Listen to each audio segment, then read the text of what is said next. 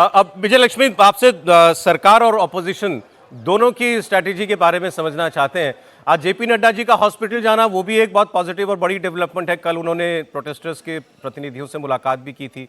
सरकार क्या सोच रही है? और अब ये राहुल गांधी, प्रियंका गांधी, अरविंद केजरीवाल, बाकी तमाम अपोजिशन लीडर्स जो हैं वो इस सारे मुद्दे को किस तरीके से उठाते हुए दिखाई दे रहे हैं?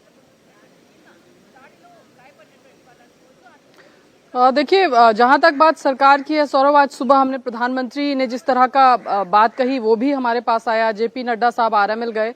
ऑपोजिशन लेकिन उसको लगता है कि एक बड़ा इशू है और उसको इनकैश करने की उनको लगता है कि एक वाकई में एक ऐसा इशू है जो जेन्युइन इशू है जिससे देश का हर आदमी रिलेट करता है, तो उसको पार्लियामेंट के भीतर और बाहर दोनों को उठाने की कोशिश विपक्ष के द्वारा की जा रही है। आज सुबह जो ऑल पार्टी मीटिंग हुई उसमें हमें बताया गया कि तय किया गया था राष्ट्रपति से मिलने का समय जो है वो विपक्ष के नेता मांगेंगे, क्योंकि अभी राष्ट्रपति भारत में नहीं है, वो विदेश यात्रा पर है। तो जैसे ही वो लौटती हैं तो विपक्ष की तरफ से राष्ट्रपति से मिलने का जो है वो कार्यक्रम जो है वो रखा जाएगा, जिसमें तमाम विपक्ष के इंडिया ब्लॉक के तमाम सांसद जो हैं वो राष्ट्रपति भवन तक जाकर के एक मैसेज देना चाहेंगे कि ये कितना बड़ा विषय है। और विपक्ष के नेता भी जो छात्र हैं जी उनके साथ खड़े हुए हैं। और विपक्ष का जो मेन, जिस तरह से राहुल गांधी की बाइट में भी हमने सुना सौरभ, उनका कहना है कि जिस तरह से ट्रीट किया गया स्टूडेंट्स को, जिस तरह से उनके ऊपर लाठी चार्ज किया गया, जिस तरह से हिंसा वहां पर हुई प्रदर्शन में, जो आरोप विपक्ष के नेता लगा रहे हैं वो एक कंसर्न का इशू है। और उसी को पार्लियामेंट के भीतर आज तमाम सांसदों ने उठाया और बाहर भी जब नेता बात कर रहे थे तो वो जो पुलिस या कार्रवाई है उसको लेकर के ज्यादा सरकार को टारगेट करने की या घेरने की कोशिश विपक्ष की नजर आ रही है।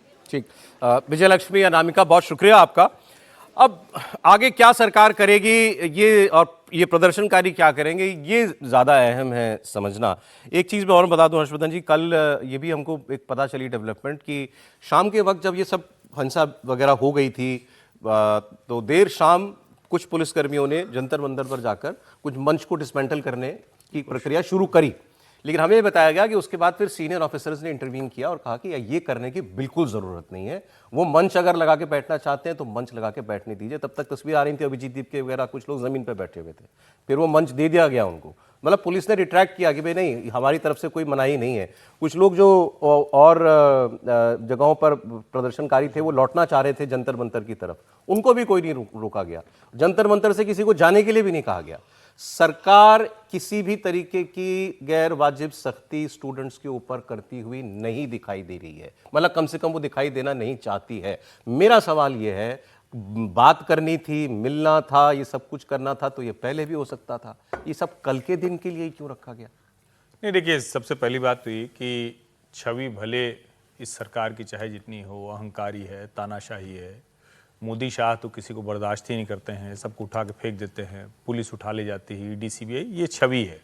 लेकिन अगर हम ध्यान से सारे आंदोलनों को देखें तो इस सरकार ने जितना रेजिस्ट किया है, इस सरकार ने पुलिस फोर्स को जितना विद इन कंट्रोल रखा है। अब कोई मुझे दिखा देगा कोई कि 4 लोग पुलिस वाले पीट रहे हैं किसी को, कोई दिखा देगा कोई किसी पुलिस वाले ने मार के गिरा दिया, वो गिर पड़ा, लेकिन उसके दूसरे वीडियोज भी हैं कि पुलिस वालों को भी मारा गया, पुलिस की भी गाड़ियां तोड़ी गई और जाने क्या क्या हुआ।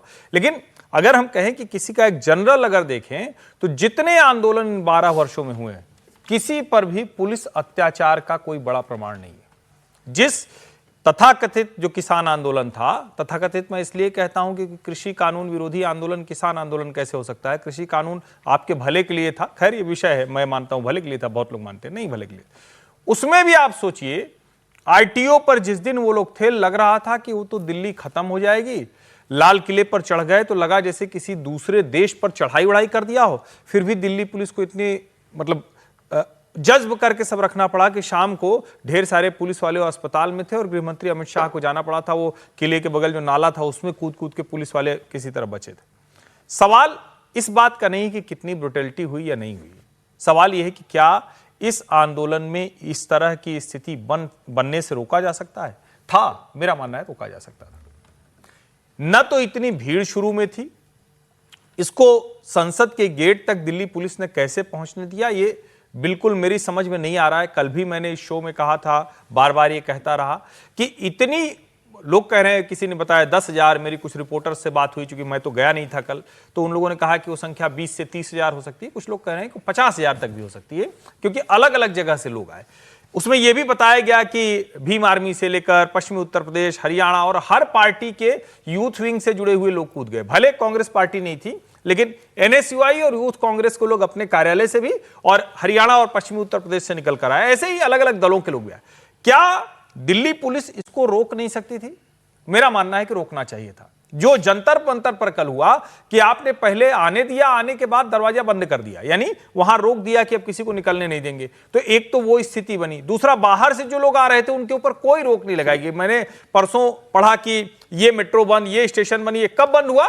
जब लोग वापस लौटना चाह रहे थे, यानी जब पुलिस की उससे निकलकर। और एक बात जो बहुत खतरनाक हो रही है, जिसकी तरफ किसी का ध्यान नहीं जा रहा है, जगह जगह रिपोर्टर्स को ये भीड़ पकड़कर बेइज्जत कर रही है, महिला रिपोर्टर्स के साथ छेड़खानी कर रही है।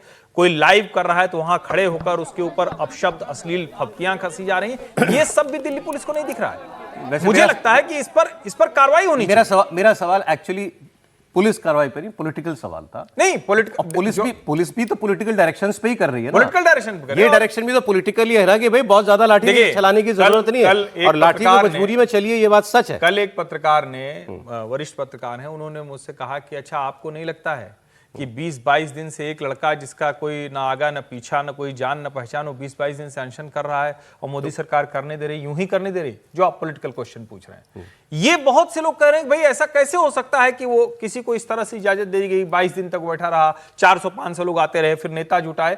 तो ये थोड़ा मतलब न समझ में आने वाली राजनीति है। मेरा यह मानना है कि इस पर पहले बात होनी चाहिए। मैं आज भी इस पर हूं, धर्मेंद्र प्रधान त्यागपत्र दें, 2 दिन की चर्चा शिक्षा प्रणाली पर हो।